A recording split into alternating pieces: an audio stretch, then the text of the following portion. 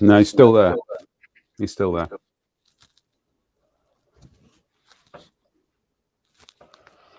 Evening. All right. Fine. All right. One of those days today. Good evening, everybody. Welcome to the Interesting Modelling Company midweek work event. Shenanigans. Shenanigans. We're going to try and keep this to an hour tonight. I think we're both a bit, yeah, exactly. That says it all. We're both a bit pooped today. How are you, Mr. P? I'm okay. I am a bit pooped, I have to say. Although I that might be down to speed building at the moment. I appreciate that it's not a you know, I'm not emptying bins for a living or you know working on the front line of the National Health Service, but sometimes it can be a bit draining. So today I actually painted a model all the way through to decking, everything, the whole 9 yards, all in one sitting. In fact, I did it in one afternoon, which is extraordinary, because at 2 o'clock this afternoon I was still sanding the seams down, and as it stands now the model is sat on the desk behind me and it's completely painted. So it was like a proper kind of, it was sort of a complete rush through, you know, when you get one of those, right, this is what I'm going to do, and you lay everything out almost like you're sort of preparing a meal and it's all sort of out there. And I blasted through it. That's what I'm doing with that. Speed builds. So and also not helped by the fact as well that I changed my decision on color scheme yesterday. I'd sent some information to Brett and said I'm going to do this color scheme because it's really nice and I think it's quite an interesting thing. And then I decided today that I was going to do another color scheme, which involved me having to remove the rudder, which wasn't appropriate to the one I'd picked. So yes, it was all a little bit tricky. And amongst this build as well, as people will see when I reveal it, it's got a full suite of Edward on it as well. So today I was botching up Edward parts and everything to detail it. So yeah, but yeah, you know what I'm building, but I'll reveal it to everybody else when it's finished, rather than. But yes, and as you are well aware, there were some hurdles in the road a couple of days ago with this particular kit, which I didn't really expect. So yes. So that's what I've been doing today, and I just feel a bit kind of jaded. So, but this is nice. This is nice to be back on a Wednesday night. It's been a little while. Yes, apologies for a lack of a show on Sunday. That was unavoidable. My mother was a little bit ill, but she's on the mend now. But if everybody would like to say hello to my mum, hello, John's mum. There we go. That'll pick her up.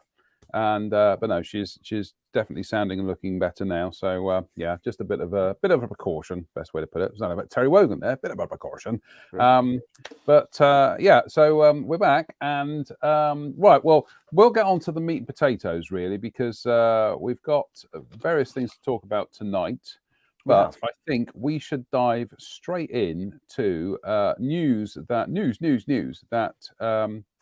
was revealed today, and that is Italeri's 2022 program, which has come up. I think we can all see that, can't we? You all see that? Yeah. A 2022 program, and there are some interesting things in here. Least not one brand new aircraft kit. So we're just going to have a quick. We'll just quickly scroll through the pages here. We've got 35th scale Barcino. Kind of fast boat there with crew. We've got the Schnellboat in 35th scale, and we've got the PT-122. But aircraft, now this is where it gets interesting. We've got some reissues here of the Spavero, and the P51 and the Henschel and the blah, blah, blah, skip through.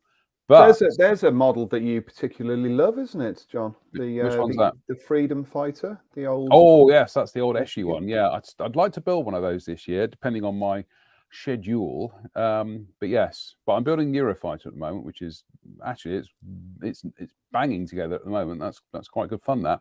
But scroll down here, we've got the Jaguar coming back with new color schemes. But have a look at that. There, right there, a 1/72nd scale, brand new tool, AMX. Finally, Italeri do the obvious. Italeri doing an AMX is like Airfix doing a Spitfire. Yes, you can't. It's almost like they've willfully ignored it, because how can an Italian company not do that aircraft in pretty much every single scale imaginable?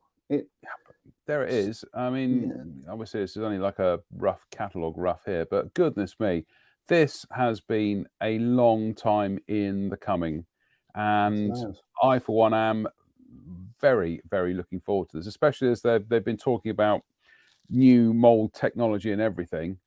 I am especially looking forward to this because the AMX is a pretty little aeroplane. It's how you describe it? It's kind of like a it's got a slight Folland Gnat look to it, doesn't it? I think it's a pretty jet. It's really pretty jet. It's beautiful. Yeah, it's lots really of color schemes though. Lots of color schemes and interesting ones. And I do like the AMI grey Italian ones. I think they just lend themselves to some subtle weathering. So big thumbs up here from us for that. I think that's going to be it's going to be a great release. And we've just got some more reissues down there at the bottom. Then we scroll down. A lot of these are just carryovers from last year. Scroll down. Now that's interesting. 32nd scale. 32nd scale. Mackie 202 Folgore. Oh, nice. Now we're assuming that is new, and that's not the Pacific Coast model. Which was that a 202 or a 205? I can't remember. It's a long time ago. Can't remember. You know, the weekend was a long time ago, but and if it says 100% new molds, you're assuming that it is a new kit rather than a reissue. But that's a great choice for them as well. That's a no-brainer. No-brainer. And that's going to be really good fun for people who like using their airbrushes. So that gets our kind of like seal of approval, so to speak. Some helicopters. We've got down here 35th scale T-34 76 Mod 33 down here as new molds. Now, I think that's probably going to be based on their T-34 that they released 3 years ago. That was a T-34 85. So this is now one of the 76 variants. But very nice kit. I mean, it's the interior on that took me the best part of 10 days to 2 weeks to put together, most of which couldn't be seen in the end. So yes, I remember you moaning about that during a particularly amusing car journey. You were saying how much time you'd spent on it, only for the whole thing to just disappear. We build for photographs, John. That's what we do. We build for photographs. But exactly, we build for the memory of it. Nice to see the SD KFZ 232 Rad back again. I tell you what, I will at some stage build a 35th scale Puma. Isn't that just the most glorious armored car? Beautiful. I mean, both of these actually, the 232 and the 234, obviously strong Matchbox memories. Incidentally, 2022 is the 50th anniversary of the first Matchbox kit. You might be hearing a bit more of that this year on our show. So, and what have we got here? We've got the Sommervente. Well, this is the long-barreled version of this particular kit. Now, this is where it gets confusing because we were caught out by this year or so back because they had that one as new molds, but actually it was the old kit with just some new bits in it. Yeah, it was. Yeah. So this is obviously more new bits for the longer gun barrel, and some rather enigmatic, shall we say, instructions and decals in that particular release. I seem to remember as well. Yes, yeah, it's the exactly. Mm. But yeah, We're swiftly moving on from that, aren't we? yeah, That was one of swiftly moving those. on. Two, well, goodness me, two Eschi 72nd scale armor kits coming back. I'd be interested in looking at the Panther because that's one of those Eschi kits I never got around to building. But goodness me, the Vesp, that was the first Eschi kit I built back in 1973, and I got that from Cording's model shop in Wokingham. And yeah, I remember building that as a kid. But looky here, the White Scout car's back. Hurrah! That is a fabulous little kit. And also Rommel's Grief. So terrific. I'm, me, Eschi fanboy. I'm very, very excited to see these back. So that's as far as I'm concerned, that's terrific news. And we got some. We'll quickly scan through the trucks or Scania through the trucks, and the new molds there for a Highline 4x2. But again, that's not 100% new mold, so it looks like they're probably adding bits to an existing kit. It's nice to see that Mercedes-Benz has come back because I like those kind of stripped back smaller trucks. They offer potential for heavier weathering than the sort of monogrammed trucks that you see, like that Scania there. But I do like the idea of that Mercedes-Benz. That's kind of cool, and also the Scania below it as well. That's nice to see that back. I think I built that kit at some point. Oh, and also the Volvo as well. So they bring back and the Volvo's 32nd scale. Oh, that's brilliant. Oh, yes, you did build a big rig and then forgot all about it, didn't you? I did build a big rig and completely forgot about it. It was one of a number of big rigs, but yes, one in particular I completely forgot I built. And so it was pointed out to me. How do you forget that you've built a 24 scale truck that's like 2.5 feet long? How do you forget that? Easy, very easy. In fact, I've got one to build for this year. It's a carryover from last year, so I'm looking forward to doing that because it's massively out of my comfort zone. So that'll be fun. We've got the Fiat Abarth there, which I think was an announcement from last year. Then, yeah, these are all announcements from last year. So are they old Eschi? They're old Eschi molds, aren't they? The GTI and that. Yeah, the Mercedes isn't though. That's an Italeri tooling from the 70s. Is 80s, it? rather? That's actually an Italeri kit apparently. So that's quite nice. Nice. Do you like the Golf though? That does look. Yeah. I just love because Eschi did the Rabbit, didn't they? That was their release. I seem to remember, didn't they have white and black markings on that kit as well? You're right. Color scheme. It's like a zebra striped color scheme on that. Yeah, those cars look pretty cool though. There's some real classics in there. Like the fire engine truck. That tickles me. And oh, look at that, a Ford Escort. Oh, that's a nice kit too, and in a nice color scheme as well. Yeah. Well, the Zach Speed one is really, really cool color scheme. Yeah, and the thing about Italeri bringing these kits back as well, in Eschi boxes, they're commanding good prices. A lot of these older 24 scale car kits. So to see them coming back in what looks like original color schemes as well is pleasing to see. Yep. And then these are just carryovers from last year. Oh no, the Bugatti isn't. Yeah, I think that's a carryover from last year. Bugatti 12 scale one, nice. Yeah, actually, that might be all brand new. I don't know. Ian Hartop will point us in the right direction. Yeah, it says 100% new molds. That'll be a fun kit to build. Be lovely.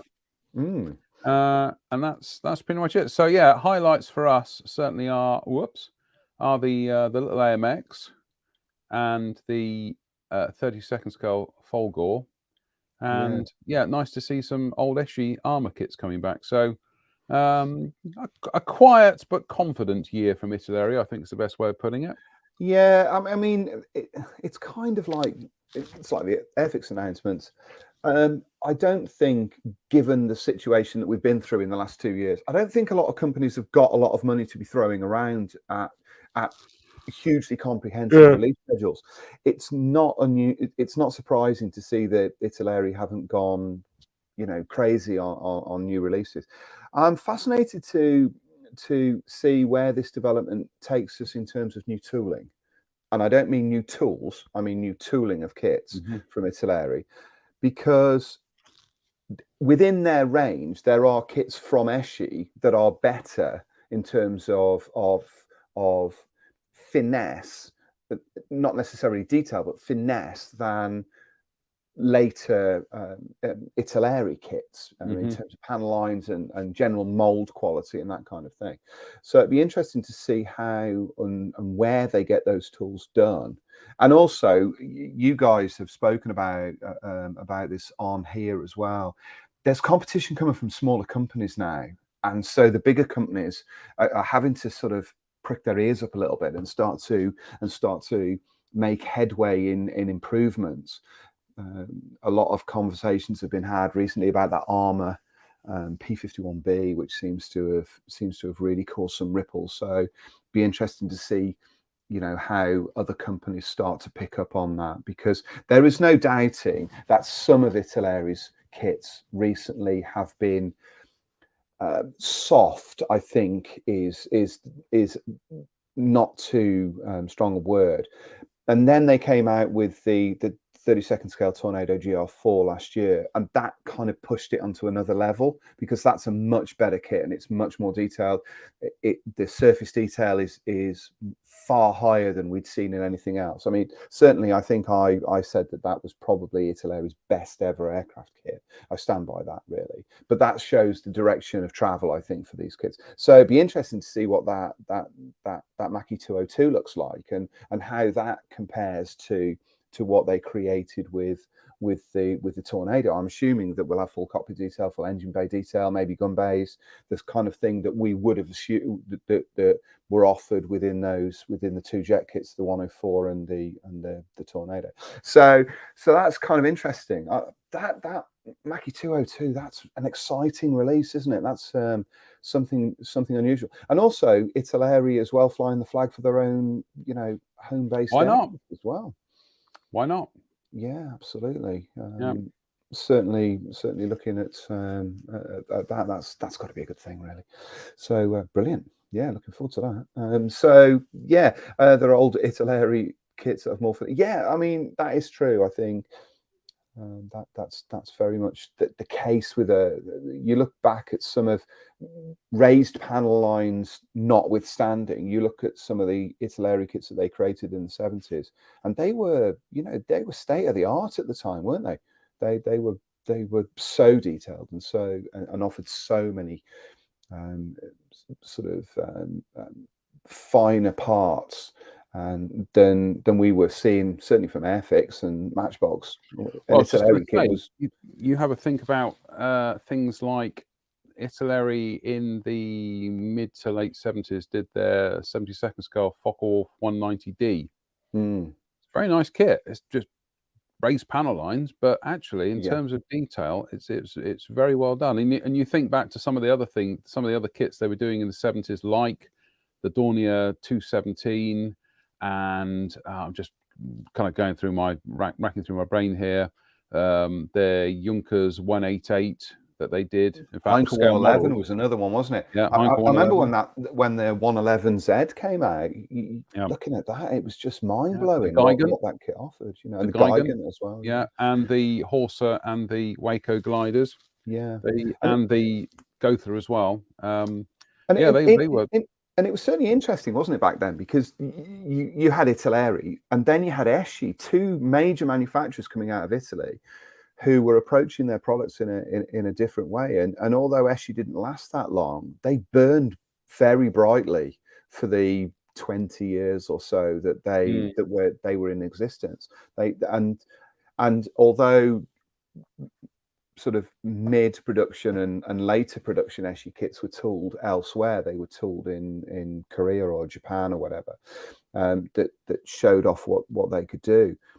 They were leading the way, weren't they? And it was interesting that two such progressive companies had come out of Italy at that time, but they weren't the only ones. Protar came out of Italy as well.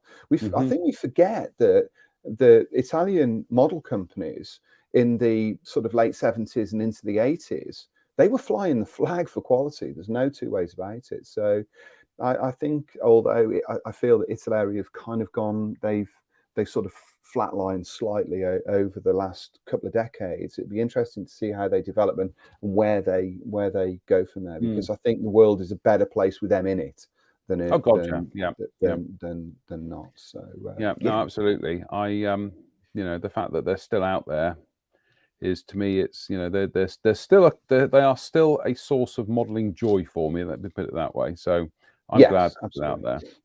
Also, don't forget another Italian company from around that era was Supermodel, of which some of their kits are also now in the Italeri range. Yes, indeed. So no, this was the, you know, this was back in the days of, you know, very strong kit industry in Europe, which actually, when you think about it, we you know, actually we have it again now through you know, through the companies like Armour, like Dora Wings, Edward. You know, we've you know, it's very strong now. So yes, I think we kind of, maybe we forget that, really, when people like myself are kind of so sort of Japo-centric in terms of models that are kind of built and things that interest me and everything. It's easy to lose sight of the fact that Europe is now a powerhouse in terms of model kit production for the rest of the world. And you know, and although Japan kind of still leads the way, you only have to mention Bandai. I watched a video a stop motion video the other day of one of the Gundam kits being built up. It was I think it was on Bandai's page on Twitter or something, and it was this sort of 10-minute stop motion, and there was no painting involved. All the parts clipped off the runners. You just put them in. It didn't look like there was any cleaning up, and then before you knew it, you had a fully realized model that was in all the right colors. Everything, it was where it needed to be. And I was just sort of mind blown by the degree of engineering that it takes to create a kit like that, and the levels of detail that it's created in something like that. But we mustn't lose sight of the fact that these days there are some hugely progressive and hugely important model companies in Europe, and it isn't just the major companies either that are making strides. Some of the smaller companies that are coming out are showing the way. Armour being a very good example of it. In fact, I tried to get one of the P51s and I just can't get hold of one at all. I can't get hold of one either. No, I want to jump on that bandwagon, but I can't at the moment. Yeah, I want to ride that bandwagon as well. But yeah, I think I'll just have to sort of wait until later in the year to try and get hold of one of those. Oh, if only I had other models to get on with. Yes, indeed. Yes, now, I was going to say, shall we talk about? We've both finished models in this last week, but we'll talk about yours first. And you've been rushing to get this finished. Russian. Right? Very good. Yeah, you literally have been, though, haven't you? I have. Yeah, I was. Yes, this is to me as brand new KV2, which is due to be released shortly. I guess I'm not sure that it's out just yet. This was an early sample that Marcus sent me to build, and I had about 10 days, I think, to do this start to finish. And the results are there. It probably would have been finished earlier if I hadn't completely stuffed up the figures, which I did, and had to repaint.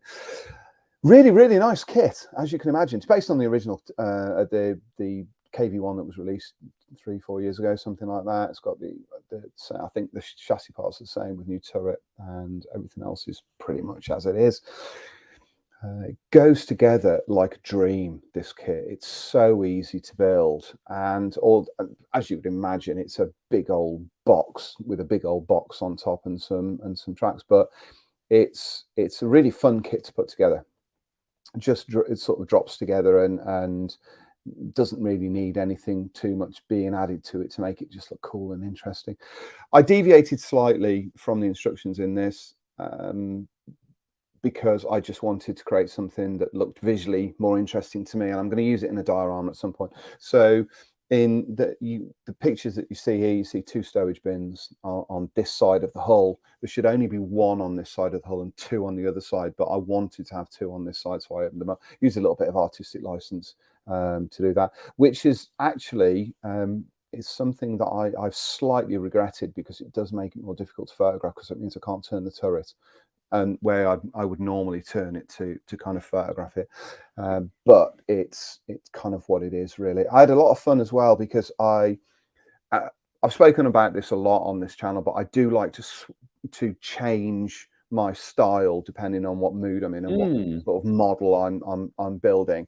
So for those of you who've seen my armor over the last 2 years and know that I've been painting in sort of the Linden style, that stripped back, simplified kind of manner. I pushed that a little bit with the Panther I did last year when we did our challenge, and I also changed it slightly with the Chieftain that I built, which was in TMI last month.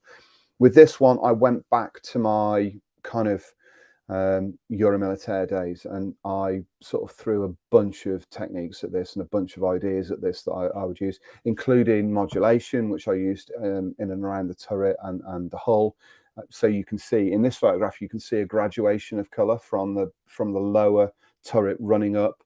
And what I did with that was that I focused a point of light onto that upper top left-hand corner of the turret. So actually that's the lightest point, and it flares out from that over the top of the turret and flares down onto the hull a little bit as well. I also use a whole raft of different things on this in terms of materials and techniques for all the dust layers and that kind of thing, building up the layers and then adding wet kind of layers on it. You can see that specifically around, if you go back to that previous photograph, John, you can see it on the front of the hull there. I've got this kind of wet areas of mud that I think contrast really nicely with the lighter colors. The one thing I didn't do on this at all is there are no dark washes around detail at any point on this model. I didn't use dark washes at all on it, and the reason for that is because I was going to use dust layers anyway, but because it's quite a dark scheme, I just felt that I'd be wasting my time a little bit with all of that sort of stuff. So all of the washes on this and all of the dust layers were all done in lighter colors, and then I kind of just built those layers around it. So you can sort of see on there that actually around all of the detail are lighter washes rather than the darker ones. I loved this model. I really enjoyed it. It was such a lot of fun to put together, and also because I was forced into doing this quickly. I didn't have a lot of time to do this. I didn't think while I was doing it either, so I kind of went into autopilot a little bit and just did what seemed right as I was working along. That can be no bad thing sometimes, because I found that when we do the challenges, and we will be doing challenges this year, is he said with a note of threat, is that you don't have time to faff around. You become very instinctive and just, does it work? Yeah, bang, go for it. And also, you tend to be a little bit less precious of kind of like, well, if it doesn't work, I'll remember that for the next one. I mean, I'm just looking at this photograph here, and I do like that. Something I always try to do on some of my models is that juxtaposition between damp and dry areas. And I think what's notable on here is just how random you've done that. Yeah, I think that's really important, John, to be honest, because it's easy to fall into the trap of thinking in straight lines when you're painting and weathering anything, where you have almost a symmetrical look across a model. So it's really easy to fall into that trap. And real machines don't weather in that way. You've got to kind of think outside the box and think, I'm going to do this as randomly as possible, and sort of disconnect your brain from the way that you would normally operate. And that's quite hard to do. So that's one thing that I did. So you can see there's big area of kind of damp mud on that one side, but it's not mirrored on the other side, and that's what I tried to do right across this model as much as I could.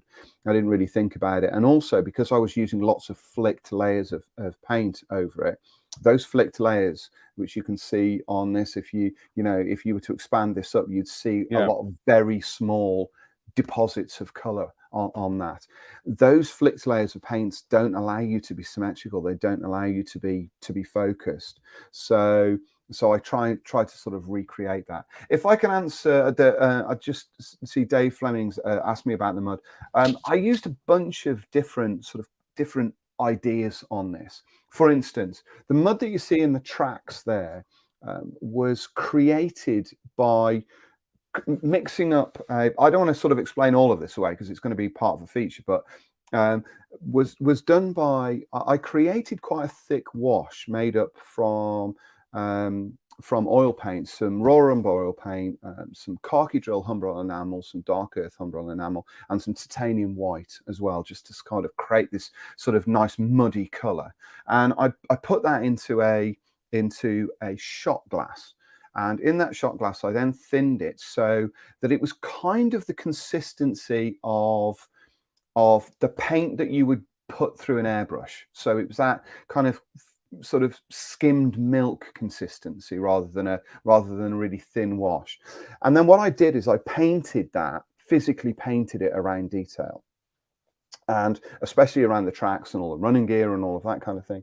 And rather than allowing it to run like a wash, I was actually actively painting it around the detail. And then what I did is I got baby talc. I use baby talc when I'm sculpting to put on the work surface so that things don't stick. But I also use it to bulk out paint. And the reason why I use baby talc is because it's got no color in it and it doesn't tint the paint that I've created. If you use pigment, sometimes that pigment oftentimes that pigment will alter the color of the wash, and I wanted the color of the wash to remain the way I'd mixed it. And then what I did is I just used a large flat paintbrush, and I stippled that baby talc into the paint layers that I'd put onto the model. And what that does is it does a number of things. It soaks up the paint and it also bulks the paint out, so it creates like a mud rather than a paint. And also, because it's baby talc and talcum is used in paints as a flattening agent, it makes that dust completely matte in finish. It has no residual sheen to it at all. It creates a perfectly flat appearance onto the model. And then once I'd done all that and I created those deposits, then using other brushes with white spirit in, I kind of wicked it around and I moved it around and I blended it in with cotton buds and that kind of thing, to sort of create that look, that initial layer of mud. And you can see that on the tracks, on those tracks there. That is that in practice on the biggest parts of the model.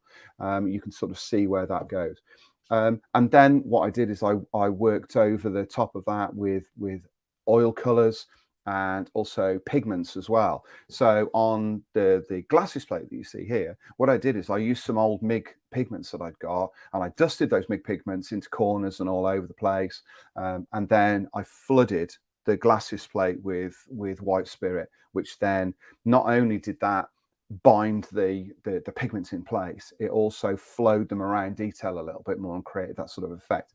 And finally, the dark mud that you see there is one of Adam Wilder's oil paints. It's a dark brown oil paint, and they're quick drying oil paints, and it's the first time I've managed to get an effect of wet mud that I've liked on a model that looks like wet mud.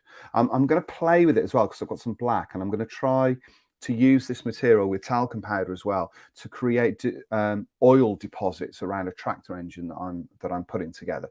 So, and it just what I did with the dark mud that you put over the top, I put that over the lighter deposits so that you've got areas you can see on the mud guard there. You've got lighter areas and then darker areas, and what that does is it graduates from one to the other and it makes it look like it's drying out. And that's what I was trying to create. And you can also see it on the sprocket and also on all of the road wheels as well. And then finally, the road wheels and the tracks, that is Ushi van der Osten's polishing powder on the faces of the wheels. And on those faces I used chrome rather than using steel. And the reason I used chrome is because when we were in Canada 4 or 5 years ago, we went to the Strathcona Regiment and they got some Leopard 2s in there in the hangars, and we got to have a look around the Leopard 2s and everything. And the one thing that stood out, the one thing I noticed, was the inner faces of the track where the tires had run over the metal pads. They weren't steel, they were chrome in finish. They were so bright, and that sort of stuck with me. And I thought, that's how it does. If metal turns against metal, it polishes it all up and gives that really shiny finish. So that's what I tried to create there. So it was basically layer upon layer. All you're doing is you're just putting simple layers one on top of another, and simple materials. But the real one that I tried out this time, that I hadn't sort of tried out before, which I really liked, and I'm going to use again, was the baby talc in with the wash, and that kind of works really nicely, I think, on this model. So Mud. I hope that's answered your question. Mud. One last method I've encountered is to add talcum powder to matte dark earth or brown paint.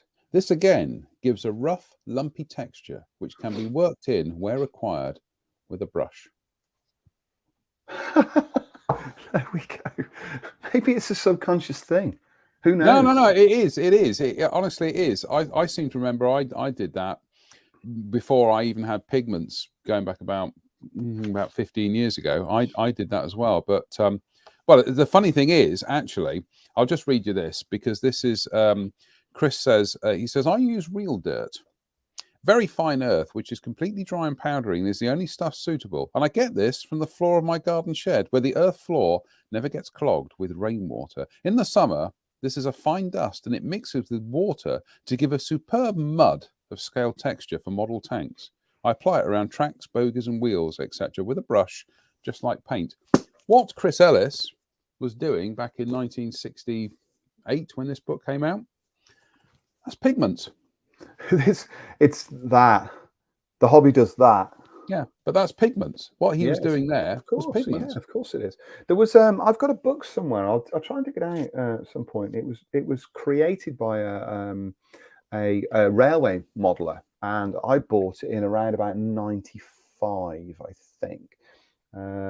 And it's all about weathering of locomotives and buildings and all sorts of stuff. Yes, I think I've got the same book. It's a white covered book. Yep. And in that, he uses talcum powder mixed with Humbrol paint to create the thicker layers of rust on the side of sort of buildings and vehicles and everything. And then what he does is he stipples over the top of that once it's set with mascol, and then he paints over the top of the mascol and his underlying layer of rust. And then when he peels the mascol off, what it does is it creates that ragged edge of paint, but also it creates the bulked out layer of rust underneath, and it creates this sort of perfect look. And that was the first time I think I became consciously aware of using talcum powder on models and how that worked. But in this case, it was something that I wanted to try. It is very light, and I think if I was to build another one, I think I'd make the initial layer of dust slightly darker, because as it dried out with the talcum powder in, it did lighten significantly. So I think I will do that, but washes and splashes and all that sort of stuff over the top of it darkened it down. So at the moment I'm looking at it, it's over behind me. I think it probably works okay, but it was a nice thing. And again, I'm seeing the questions. Juan Francisco's put, you were able to be more time efficient with this model, weren't you? Yes, definitely. And like John says, it's when we do the challenges, you're not thinking about it. I think, and actually I spoke about this on a podcast that I did recently. And we were taught, the question that was asked to me was, everything that I build is obviously time constrained. Do I build models under the same constraints and time that I build professionally?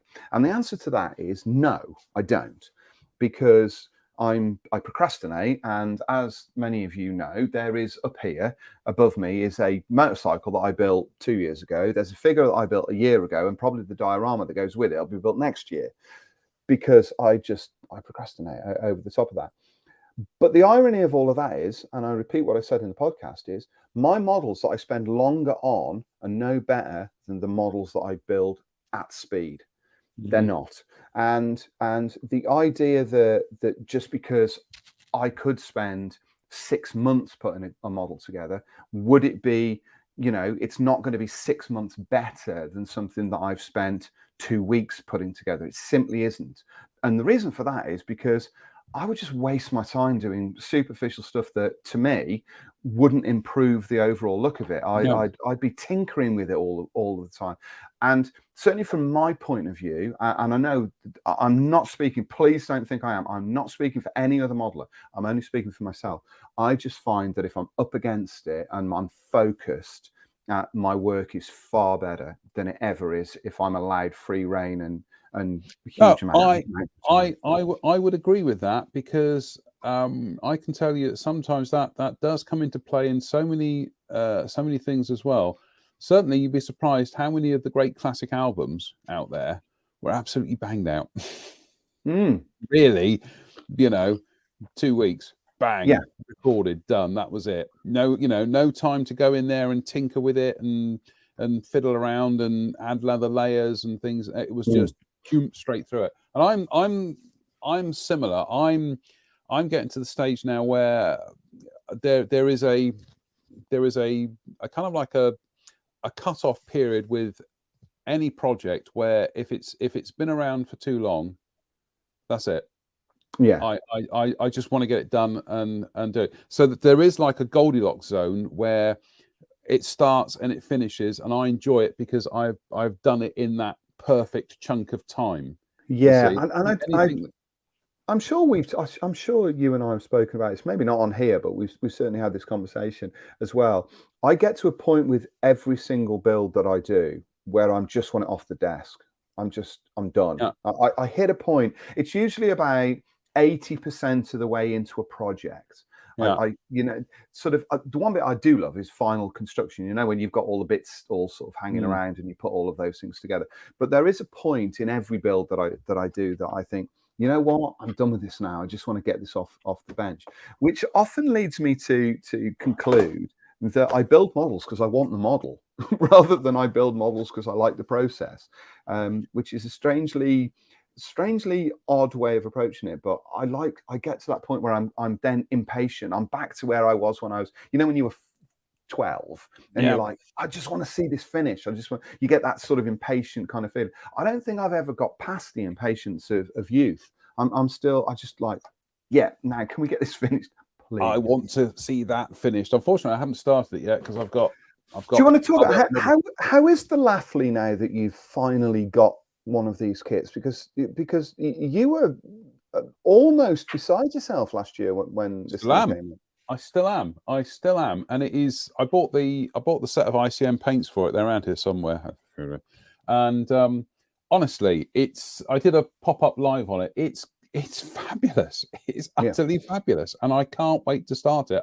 That is something that I'm going to sit down and I'm going to blitz through it. I'm not going to blitz through it, but I am going to have a solid run on that. And I know I'm going to enjoy every moment of that. It's just one of those projects, like the Lands Bulldog tractor that I did last year. It's going to be one of those projects. I can feel it in me water. Did I not conclude it was the ugliest truck ever made? Yeah, it probably is. It's the most ridiculous truck ever made. It's just preposterous nonsense, isn't it? But it's utterly preposterous. It's so up your street. It's almost like Italeri decided that they were going to design a truck for, a bespeckled gentleman from Portishead in 2022. Yeah, almost a bit like Mini Art doing that 3-wheeler this year, which fabulous stuff. I have to say as well, I noticed that that Hellcat is starting to hit model shop shelves now, isn't it? So I think that might built one. No, I haven't got one. So, but I do fancy the idea of building one of those and stowing the life out of it, I have to say. I got to say, what you were saying just now is that for me, because I am in, I'm in perhaps that lucky position is that I get that almost 95% of the things that I build these days, they're built and they go out the house and I never see them. Well, I see them again, but I don't keep them. You see.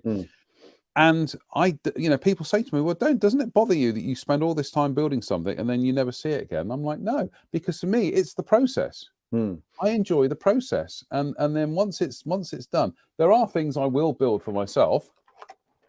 But other times, I'm building that Eurofighter. Sometimes you are building things that you wouldn't necessarily build out of choice. And I go back to 2-3 years ago when I built that Italeri, the Vespa, the old Protar one, which, I've told this story many times before, but when it was plonked on my lap, can you build this? And well, I can build it. Would I want to build it? Not really. Okay. And I looked and I thought, this, I don't build things like this. One of the best projects I built in 2019. I just enjoyed it so much. And then later on in the year, I did that fire engine, that Fire Brigade Land Rover, Italeri 24 scale one. Absolutely brilliant. I've got, so yeah, it's the process. I enjoy the process. And if I've still got one of those, I've still got that Toyota Land Cruiser that you sent through to me. It's up on the shelf. I did take everything out of here that was cluttering the workshop up.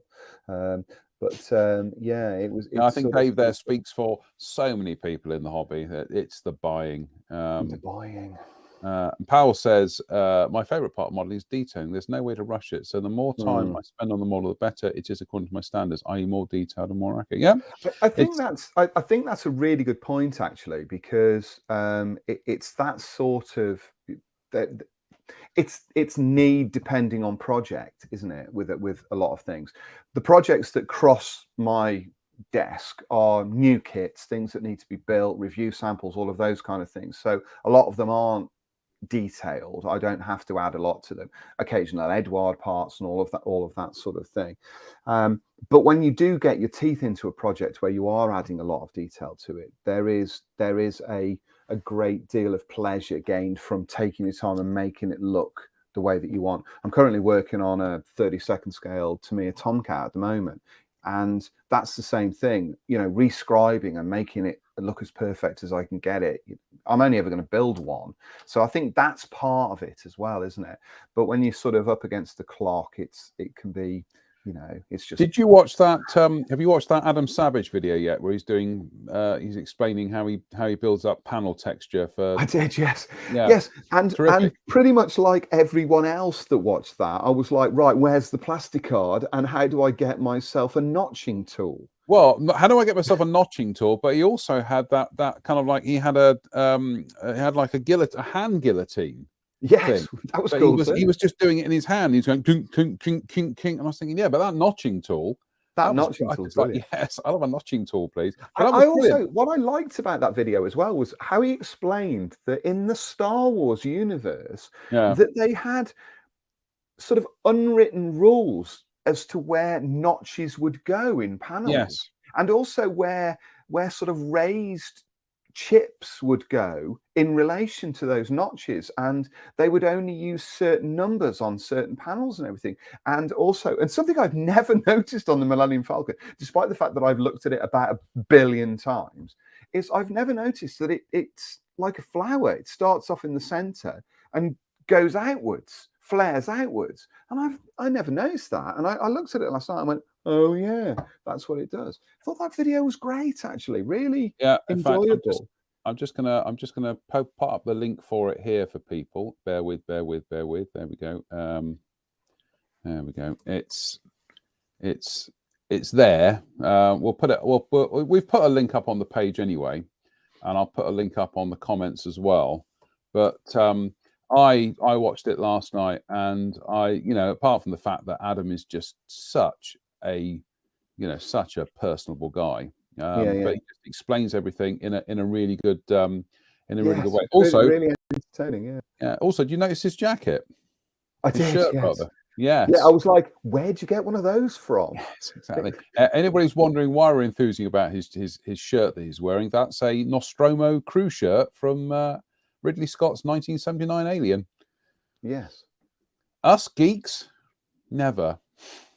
But it's really fascinating. If you're interested in Star Wars and all of that kind of stuff, it is fascinating.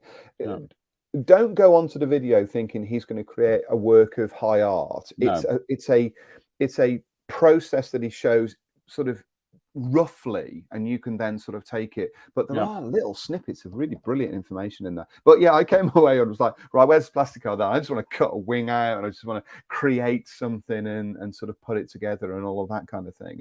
And sort of intriguing. And I my son bought me the Mandalorian art book for Christmas, and it's got some in there. It's got some different designs for the Razor Crest in there, and I was like, "Ooh, I wouldn't mind scratch building one of those." You know, use the engines are the same, but body is different and that kind of thing. And but yeah, no, great video. Really, really, really enjoyable. I liked it. No, he's a great guy, Adam. He really is. Yeah. That's just we want to try and run this off at 8:30 tonight. So we're just going to talk about a couple of things here. Something you bought, and something I'm literally, the old finger is poised to order it tonight. The fickle finger of retail doom. Oh no, that's not you. That's me. And in fact, I'm not even buying that now. It's not you. It's me. It's all about me. Yes. This was bought for me by Liz's mom as a Christmas present. The first thing I should say about this is it's extremely expensive for a set of brushes. There's no two ways about it. Basically, what you get, this is a dry brushing set from Artis Opus, and you get the 4 brushes that are in the wooden box there, plus a small, if you can sort of still see me on here, you get a little pot here which has got a sponge in it, which you keep the brushes wet, and also there's another pot which has got soap in it, which keeps these brushes sort of in tip-top condition. So, and also behind that as well is this thing here. I'll talk about this first because it's really cool. This here looks very strange. Is a cardboard dry brushing palette. What's a dry brushing palette, Spence? Well, what it is you can see that it is covered in lots of kind of patterns. It looks like a mud flat that's dried out. And what that allows is for you to get the brushes and to rub it over the top with the paint like that, and it removes the paint onto the palette. So instead of just using a piece of card to remove paint or some kitchen towel or whatever, you can see whether or not the paint is perfect, because essentially what you do is you dry brush the detail on this board before you dry brush your models. Very clever idea, and I loved it the minute I saw the video. Now, Artis Opus have got loads of videos on YouTube, so if you go onto there and have a look, you'll see all of these tools in action, and you'll see what they're created for and how they work in practice. Now, what they're designed for, from what I can see by Artis Opus, is they're designed for figure painting, and specifically because this tends to be what they do, this sort of sci-fi and fantasy world, Games Workshop, Warhammer, dragons, all of those kind of things. And they are very similar to stencil brushes in that they're very short haired, but they're very soft. They're beautiful. And I got an outsized version, this one here, and then in the box there are 4 different brushes, going from sort of this large one here. You can see this is the large one from the set, but you can also see how much bigger this one is. And sorry to interrupt, is your set the Artis Opus Series D dry brush set? Yes, that's the one. Ninjon Slay the Grey. I don't know what to say. I'll call it up. We've got it on screen here, so bear with. Share screen. And they are specifically designed for dry brushing acrylics, not enamels, not oil paints, none of those things. They're designed. This set is specifically designed to work with Games Workshop and Vallejo type acrylics. Those sort of vinyl acrylics rather than lacquers. Using these brushes with anything else, you'll destroy them. They're not designed for that. They are only designed for those. But in practice, I've watched some of the videos and seen how this works. And one of the tricks, and I've used this on the model that I'm building at the moment, one of the tricks that I discovered and started to sort of utilize is when you're dry brushing with those acrylics and you're dry brushing with brushes like this, the paint isn't actually dry in the same way that it is with enamels. You're actually dry brushing almost wet paint onto the model. And what that does is it creates really kind of lovely subtle graduations across the surface of whatever you're dry brushing. So I'd used some sort of the flatter brushes, these kind of things here, sort of the roundy Georgian brushes with these kind of flat heads. These are, this is a De La Rowney brush. But I hadn't been able to get the same effect that they got on these models. And the reason for that is because the system works with these round heads, almost like you're stippling color onto the surface detail. And I was really keen to try that out. Now, I am very grateful if you sort of see the price of these things. I am very grateful that I was bought these as a present. So normally on this show, we talk about tools in terms of cost cutting and in terms of affordability, sort of budget, accessibility. This kind of is a sort of an example of a kind of a luxury tool. But I'm very keen to have a go with these and see what they look like. I've got some figures to paint, and I've got a lot of kind of larger scale figures. I also want to see as well how these operate in terms of dry brushing armor and dry brushing vehicles, sort of going back to what I was doing 12 months ago, 18 months ago, 2 years ago. There you go. These are the videos are online. There are loads of them. And I have to say as well that the Artist Opus site, much like a lot of Games Workshop stuff and a lot of Warhammer videos that's on YouTube, is a bit of a rabbit hole as well. So I warn you, if you're going to go down this route, make sure that you've got some time, because you'll want to watch them and you'll go, yeah, that's kind of cool, that's really interesting, and you'll see how these brushes are used and how the tools and how this material is kind of used. I have to say that as part and parcel of this, John and I are on Twitter quite a lot these days. We tend to be on Twitter quite a lot because both of us are very political, and so we use Twitter as a political site. However, the other thing that I'm on Twitter for, and something that I found has really inspired me over the last 5-6 months, is following the figure painters that are on there.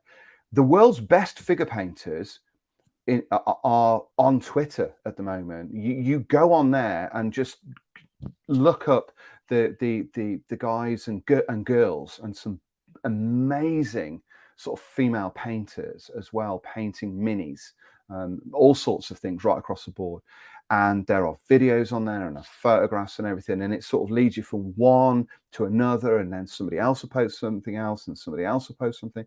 And I found that community, the Warhammer community on Twitter, is really exciting, and is something that I kind of actively hunt down now. And in fact, the algorithm that for Twitter for me tends to drop pictures of F-15 Eagles at the top, and then Warhammer sort of posts below that. So I'm seeing a lot of it every day, and it's really exciting and sort of makes you really enthusiastic, you know, when you see something that's really different. And part of that is I sort of looked at it and I thought, I think we asked this question, right? We might have asked this question when lockdown started. Can you paint a military vehicle using Warhammer 40,000 techniques? You know, that hyper stylized kind of look that they have with all the edges and all of those kind of things. How would a military vehicle look painted the way that a lot of the Warhammer stuff is painted? Well, maybe we should do that. Maybe we should have a crack at that and see what that looks like. It might look completely ridiculous, and you might go, really, why did you do that? Why did you do that again? But it might be, it might be just something that's kind of fun to do. I certainly wouldn't want to do it on an expensive kit. I'm just going to say, I think I've got the perfect thing for that, because, you know, I've got those Plastic Soldier Company kits that were sent last year. Yes, we still got some of those, have we? I still got 2 sprues of the armored car, the German armored car, the 8-wheel rad. Okay, Right. that might work. That will work because there's no decals in it. You slap them together in literally 10 minutes to construct them, and then we could say that we'll both do grey schemes. But let's see how we go with that. Yeah, that'd be fun. That'd be fun. Yeah, I think so. And sort of testing this out. I've returned to Vallejo paints over the last sort of 6 months, and I'm really enjoying painting with it. I didn't really enjoy painting those 2 figures last week too much, but it's deconstructing what the way I sort of think about it and how it goes. But maybe something like that that's detail heavy in a small space would be perfect for this kind of dry brushing and everything. And the way that dry brushing is built up with inks and washes and all of the other kind of things, it would create a very different looking model. I also thought, and I did challenge you, and you ignored me because you are just a big baby. I challenged you to the Walker Bulldog speed build. We're going to do that. But what I thought about that was to do it instead of doing a 10-day challenge, to do like a couple of days. Weekend challenge. A what? Weekend challenge. We discussed weekend it challenge, already. yeah. Weekend challenge. And I'm so outraged that you're saying I dodged out of that. Not only have we already discussed it, but we said we do it over a weekend. And like I say, I'm so outraged. My voice, only dogs can hear it now. It's going up. So I think the way that we would approach that is, and maybe this painting style would work for that, is to do Beaufort. No, that was my fault. I admitted it. Yeah, it's my fault. I stuffed the model up, and that was that. So is to build a Walker Bulldog on Saturday, paint it on the Sunday, or whatever, and then just say right, and then we'll show the photograph at the beginning of Saturday and the end of Saturday, so it's built, and then go right, it's beginning of Sunday, and then reveal it during the sort of Sunday show, if you like. I think that might be an interesting thing to do. That would be that would be good, actually. Jim Aldecott says, "Can 2 grown men build models like driving each other crazy?" No, Jim, of course we can't. No, of course not. Of course not. No, goodness me. Have you met us? He must be new to this challenge. If he thinks that we can do this without driving each other crazy. We've been arguing and bickering for at least. We argue about anything and everything. Years.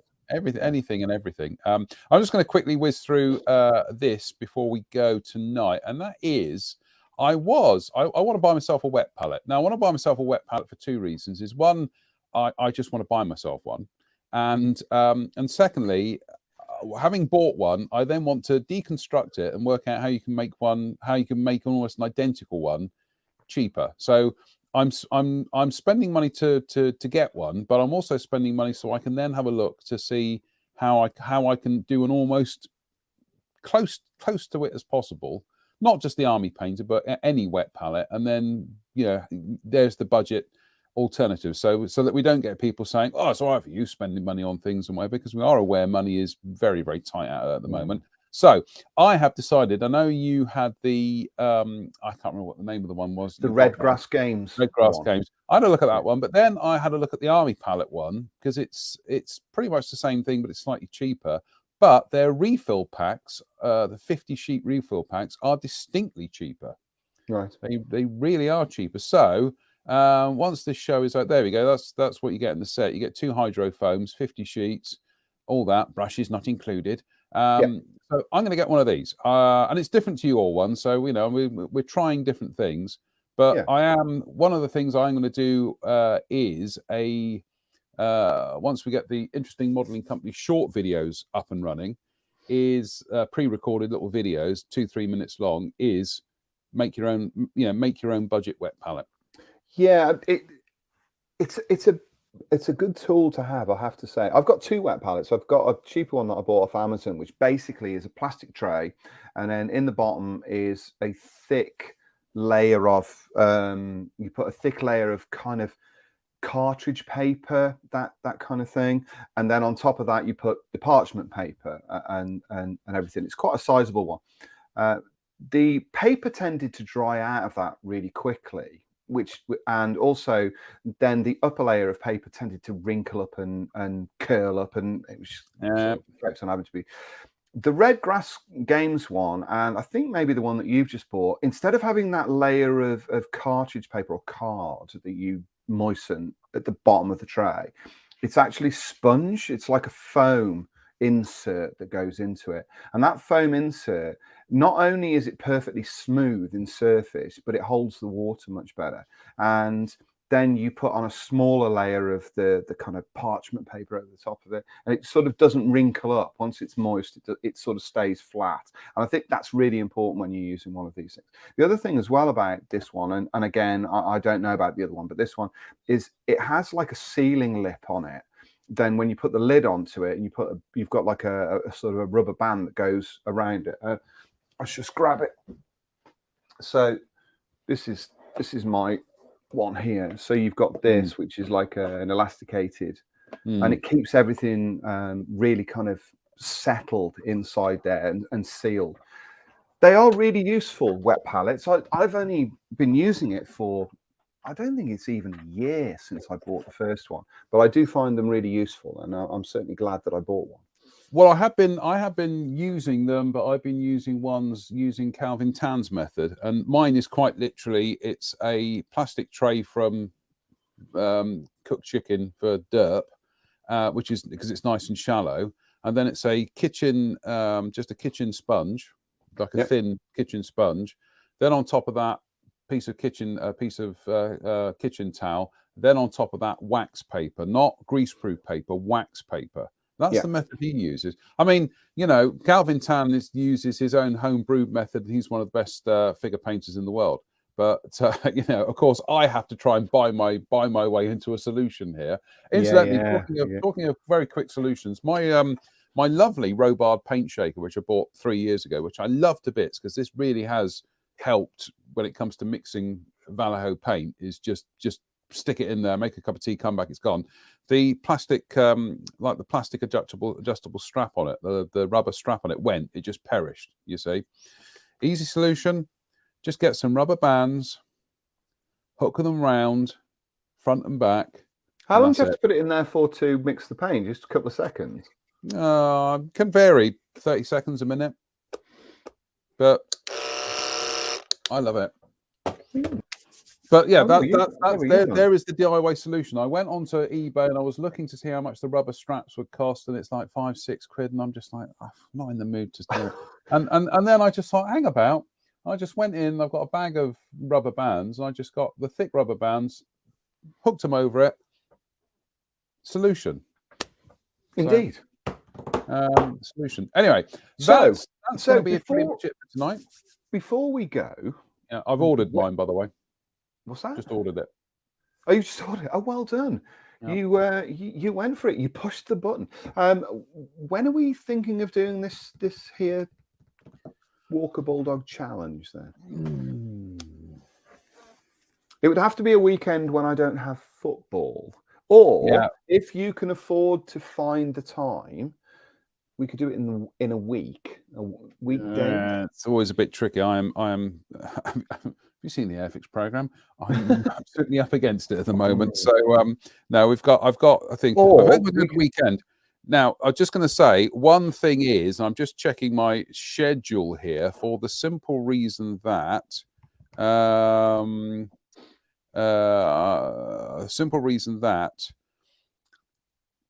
there won't be a show on this Sunday on the 23rd.